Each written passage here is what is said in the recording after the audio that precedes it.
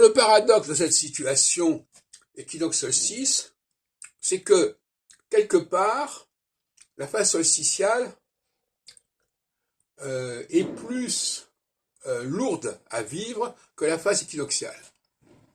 Parce que la phase équinoxiale, il s'agit simplement d'être en accord avec sa conscience, de constater les choses. Alors que la phase solsticiale peut être le déni. Or, être dans le déni, c'est coûteux d'être dans le déni. Je ne veux pas avoir ceci, je ne veux pas reconnaître cela. Donc la phase solsticiale est dans le déni. On nie à quelqu'un ses droits. On lui conteste ses droits dans différents domaines. On dit que c'est pas ce nom, il n'a pas à avoir ceci, il n'a pas à revendiquer cela. Et on met en avant d'autres personnes qui n'ont pas ces droits-là, mais on leur dit, ben oui, c'est à vous qu'on m'a donné confiance, qu'on va donner sa confiance, qu'on va donner le poste en question, etc.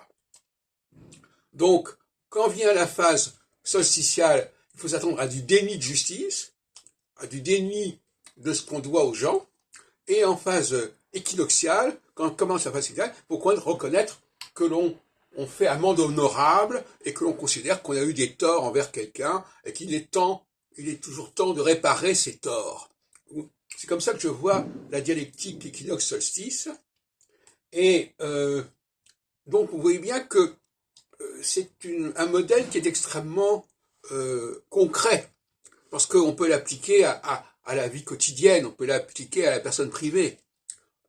Donc c'est un véritable outil psychanalytique, on peut presque dire, puisque d'une certaine manière, comme on l'a dit, n'est-ce pas, on est dans la dialectique ça sur moi, dans la dialectique principe de plaisir, principe de réalité, et on est dans la dialectique de la culpabilisation, sentiment de culpabilité en phase solsticiale, mais qui est refoulé, et qui est à nouveau qui est un retour du refoulé en phase équinoxiale, où à ce moment-là, on est obligé de reconnaître qu'on a eu des torts envers quelqu'un et qu'il faut réparer ces torts.